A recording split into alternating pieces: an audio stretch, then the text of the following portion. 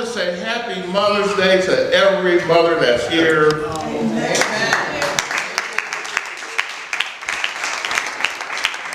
And please don't leave. We've got a contest at the end and a gift for every mother. So, and I just want to say, in absence of our pastor and first lady, we appreciate them very much. I actually spoke with Pastor Ray this morning, and they're going, I think, to get a little rest, and we know they need it. So we're here holding on. But we love the ministry. We love Pastor Ray and Pastor Val. And so let's just give them even a hand clap right now.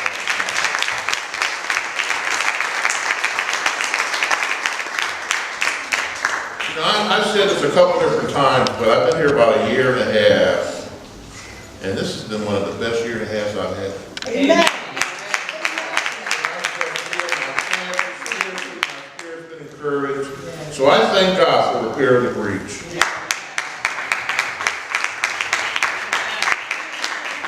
And I would be remiss if I didn't say I had a special guest here today.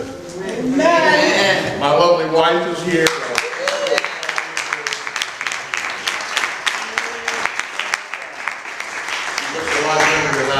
God has been good, and happy Mother's Day. Yes. Now, whenever someone comes forward with a message, sometimes a testimony can almost be as good as somebody preaching a message. So I'm going to give you a little testimony today, and since this is Mother's Day, it's going to relate to my mother. And my mother was a Christian woman, hard-working. In fact, we were part of a denomination called Christian Missionary Alliance, where they didn't speak in tongues, didn't dance or prophesy, but they believed in the salvation message. Amen. And every summer we would have a revival, and I don't know if you remember back in the day, there was a guy by the name of Tom Skinner. He was actually chaplain for the Redskins, great evangelist. He would come every Sunday and do a revival for us. So that's the first part. So now back to our family. I have an older brother, younger sister. She was almost 10 years younger than me. So she was maybe a year and a half. She's playing on the floor. You remember the old hard walls of candy, y'all? She got one in her mouth. I was scared she'd choke, so I got it out of her, and she scratched me right in my eyeball. So it hurt, but I didn't say anything. You know, you little kids, you just go on and go. So back in our day, we used to have the school nurse who go in once a year, and they examine you. So she looked in my eyes and said, "You got a scratch in here, young man." So they sent me to the eye doctor, and I want y'all to hear this.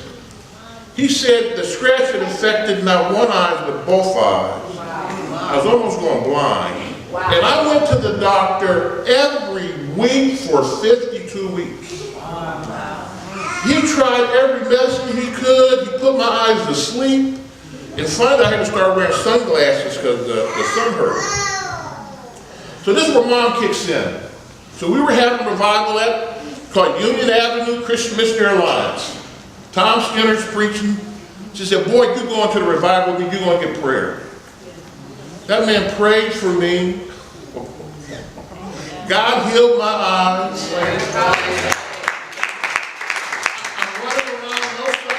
They said, "Boy, put your sunglasses in." Now they don't hurt no more. I go see the doctor. The man says, "I can't find the scratch. I'll see you in 6 months." That's a mother's love. That's a mother taking her kids. And that's God healing me. Praise God. Amen. Now we're going to stay in the theme of Sozo today, deliverance and healing and health. And we're going to talk about some others today as well. And we're going to stay in that theme. Now I need... all my readers are all over the place here today, but I need a little help, y'all. Someone could go to, you can get a little closer to me before we, please. 2 Samuel, 21st chapter. We may get some new blood up here reading today. Verse 1 and verse 3. Not 1, 2, and 3. Verse 1 and 3. And somebody else get verses 6, 7, 8. 2 Samuel, 21st chapter, verse 1 and 3. Who's got that first one? You got it? There was a 3-year famine in the days of David. Year after year,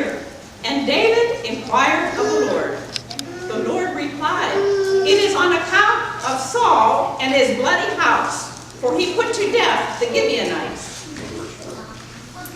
So David said to the Gibeonites, "What shall I do for you? How can I make atonement that you may bless the Lord's inheritance?" We have 6 and 7. Anybody have 6, 7, 8? 6, 7, 8, 7, 21.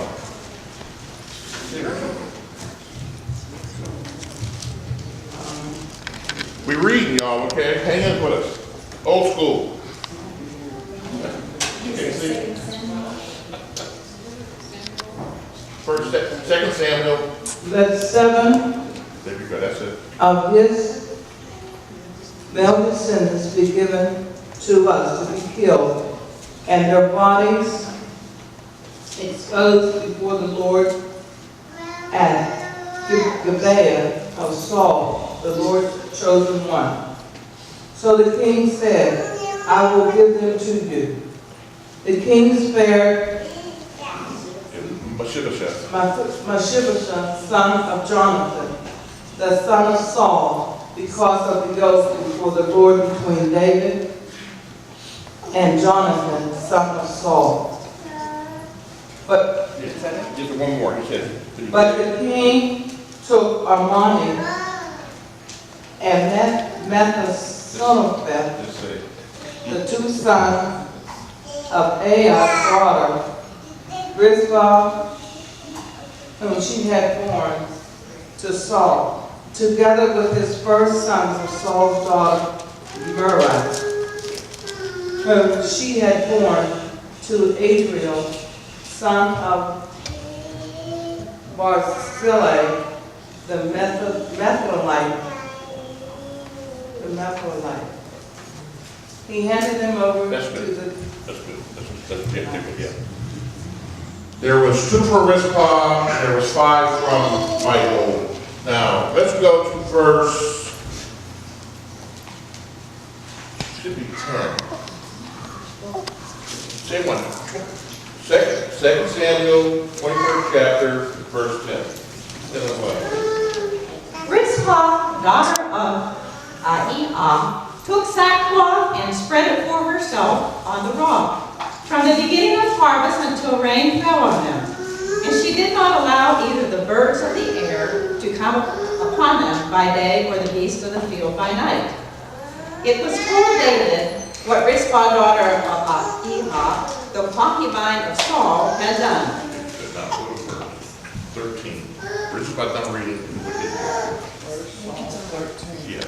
Verse 2 Samuel, chapter 21, verse 13 and 14. He brought from there the bones of Saul and of Jonathan his son, and they gathered the bones of those who were hung up. And the bones of Saul and Jonathan his son they buried in the country of Benjamin and Zelah in the tomb of Kish, Saul's father. And they did all that the king commanded. And after that, God heard and answered when his people prayed for the land. Very good. Praise God. That will be a blessing for the reading of the word. Amen. Now, we read a lot to get to this. The title of this message is going to be, Mothers, You Can Make a Difference. Amen. Yes. Mothers, You Can Make a Difference. And the subtitle is, Don't Give Up on Your Dream. Yes. Don't give up on your dream. Now, this can be for not just mothers, for fathers, boys, girls, husbands, wives. You can make a difference. And I'm going to show you today how one woman made a difference in the whole country of Israel. So this thing starts out with that chapter, with verse 1, that there was a famine in the land because of Saul's disobedience. And I just want to say, there's a loving God and He will forgive you, but there's a price to pay for disobedience. Amen. They don't want to say that much today, but when you do wrong, I don't care if you shoot somebody, you may get forgiven, but you still may end up going to jail. So it's better to obey than disobey. But once David found out what the problem was, the Lord said, Saul did the Gibeonites wrong. So David went to them. And they didn't want any money. They didn't want any gold or silver. They said, we want flesh. We want the 7 sons of Saul. And you may say that's kind of hard, but that's what they wanted to do. That's what it was back in those days. And David took a little revenge on himself. You know, initially he was married to Saul's daughter, Michal. And he took 5 of her sons. When David and Saul parted, she got remarried, she produced. And then also they took 2 sons from a concubine called Rizpah. And to give a nice true to the word, they hanged these folks. They hanged them dead. Left them out. And this is where the story really could end, but it takes actually a turn in a whole different direction. And they said to David, that concubine Rizpah, she's out there with the bodies. And so you say, why would she even want to do that? I mean, they're dead. Why would she even want to be out there? But I looked up Rizpah's name. And Rizpah's name means hot stone live coal. Rizpah was hot, y'all. I think she was a nice looking girl. She produced some sons for the king. And in her heart, she said, I just can't let this happen. And I need you to go with me. Now, I'm going to do some TD Jakes with y'all today. I need you to take your imagination. You know, if someone died, you would spend an hour, more or less days, more or less weeks out watching the body. But Rizpah did it. And I'm going to tell you why she did it. Now this is how it happened in my house, and I believe it happened at Saul. You know, when the king got together, they had the dinner. So the wives is there, the kids is there, the mamas, the concubines. And so this is what happened at family dinner, okay? Take your imagination back, see the table spread, and after dinner, they done had fried chicken and collard greens. And Saul says, what do you say to the king? Good day, King Saul. He says, good day, King Saul. And you know what Saul says? Look at my fine son, strong and tall. And his mama's in the back saying, one day he could be king. Right. So now you go to Monday. Now we're eating meatloaf and mashed potatoes. So what does the son say? Good day, King Saul. Say it a little louder. Good day, King Saul. He says, good day, King Saul. And know what I say? King Saul says, oh, son, you look fine and strong. You're growing taller every day. And what is his mother saying to that? One day he could be king. Now that's going to be your part, okay? Okay. So now we go to Tuesday. We're eating fish sandwiches and macaroni and cheese. And what does the son say? Good day, King Saul.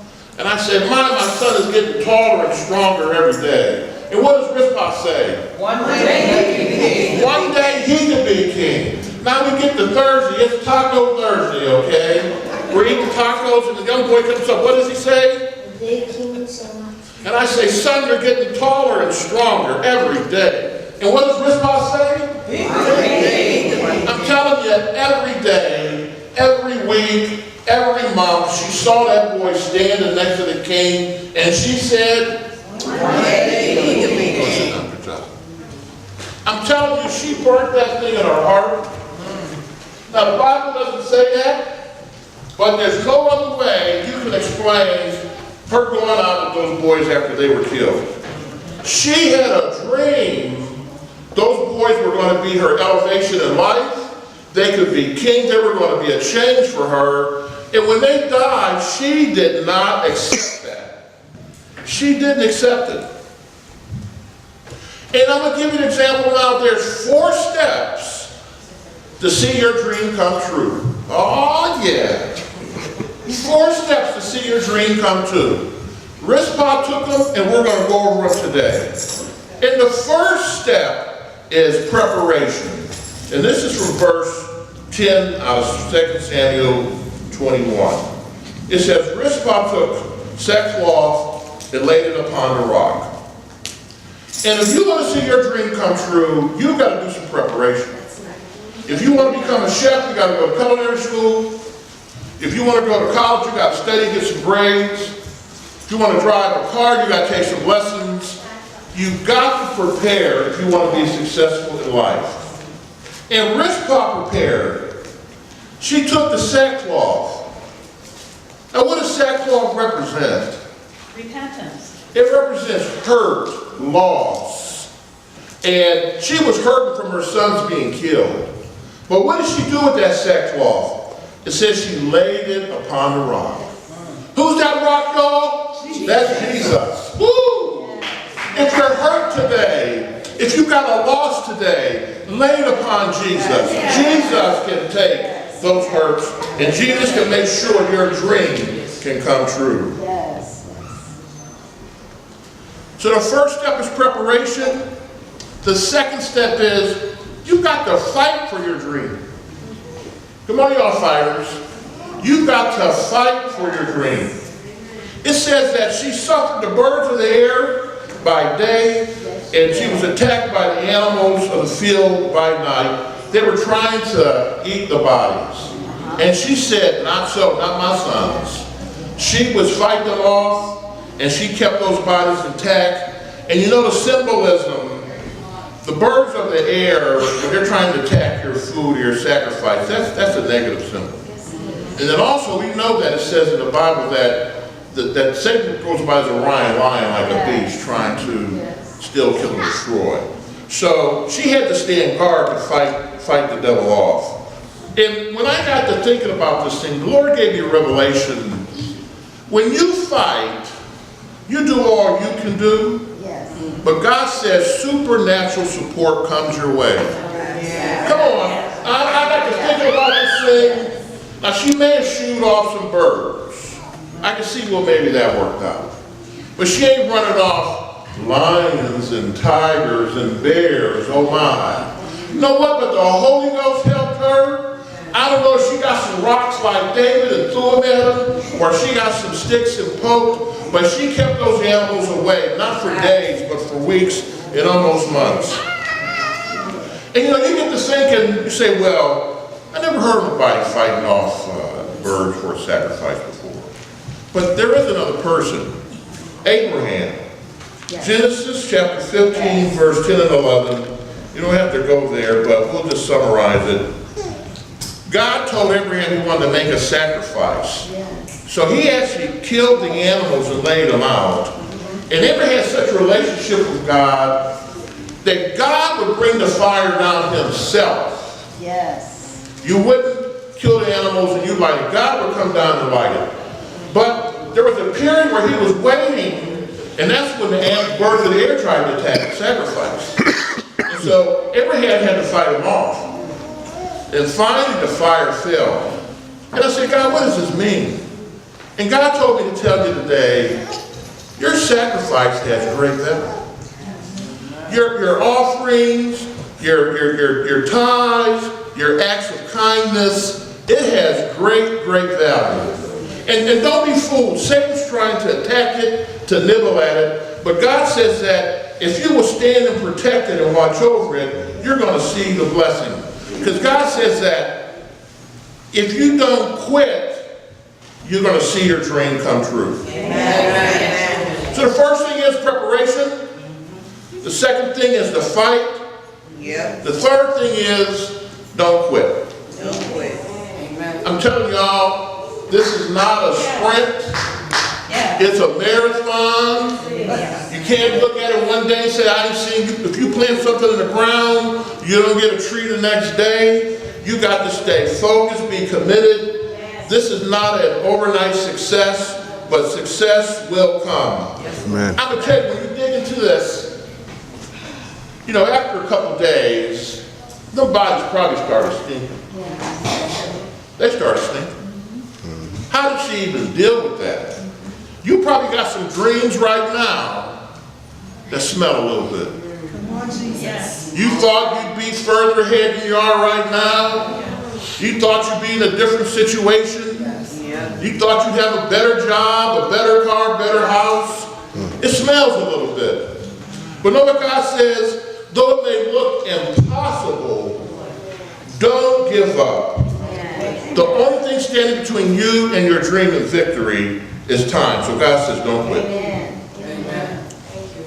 Praise God. Now, we're getting pretty close. So we're prepared. Yes. We're fighting.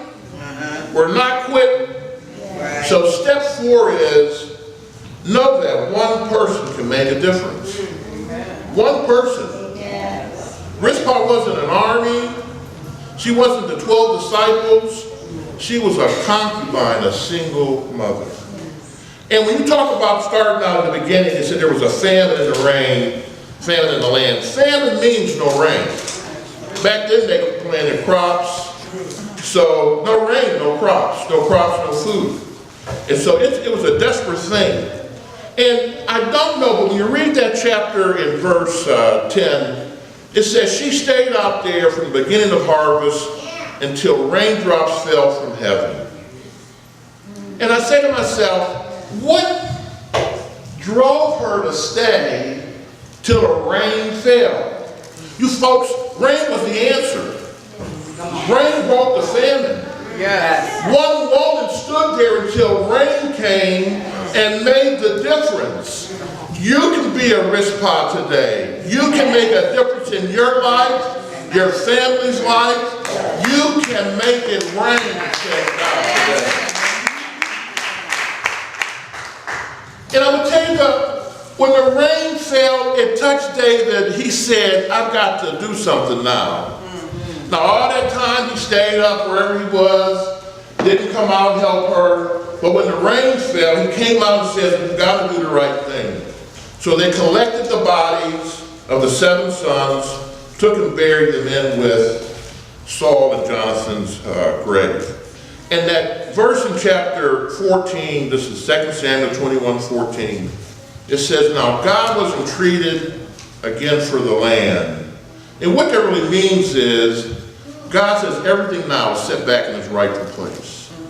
He could bless them again. He could watch over them, answer their prayers. And so Rizpah made a phenomenal difference in the life of Israel. All right. So now we're hitting pretty close. Y'all can smell the chicken dinners cooking right now. So that's Old Testament. Say, what about a New Testament? Let's do a New Testament. And who's better to do a New Testament on Mother's Day than the mother of Jesus? I'm going to tell you something about mothers. Y'all have we call it the sixth sense, but you got an intuition where you can see something that the brothers just don't see. And you may be out, come in a little late. You say, where you been? Well, I was with Joe. You say, you lying. Kid come in from school, you can smell a bubblegum all in his mouth. Did you spend your money? Oh, no, Mom, I didn't do it. But mothers have an intuition. And I'm going to tell you something. Jesus' mother had an intuition that even he didn't understand. And if you go to John, the 2nd chapter, starts off verse 1 through 5. On the 3rd day, there was a wedding at Cana of Galilee, and the mother of Jesus was there. Jesus also was invited with his disciples to the wedding. And when the wine was all gone, the mother of Jesus said to him, we have no more wine. Jesus said to her, dear woman, what is it that to you and to me? What have we in common? Leave it to me. My time, our time to act, has not yet come. His mother said to the servants, whatever he says to you, do it. Amen. Praise God. Amen. Now y'all going to say, well, Jesus talked kind of harsh to her. But Mama saw something that even Jesus didn't see. She said, boy, it's time for you to kick it in gear. He didn't want to make the wine. Said it wasn't my job, it wasn't my responsibility. But she just didn't even listen and told the servants, whatever he says to do, do it. And I'm going to tell you something here today. That's the key scripture. Whatever Jesus says to do, do it. Amen. If Jesus says to you, you're healed, do it. By his stripes, you are healed. If Jesus says to you today, you're delivered, do it. Whoever the Son sets free is free indeed. If Jesus says to you today, you're rich, I've never seen the righteous forsaken or his seed out begging bread. If Jesus says to you, you're strong, do it. Let the weak say, I'm strong. If Jesus says to you today, you're blessed, do it. If God be for you, who can be against you? Praise God. If you had your dreams hurt today, crushed, you thought they were never going to come to pass, if you need even now just an encouraging word, just stand to your feet if you would like some prayer today. We've got team members and pastors here that can pray with you, but we just want to say this, that don't let your dreams die. Don't let them die. God's here to help you today. Praise God.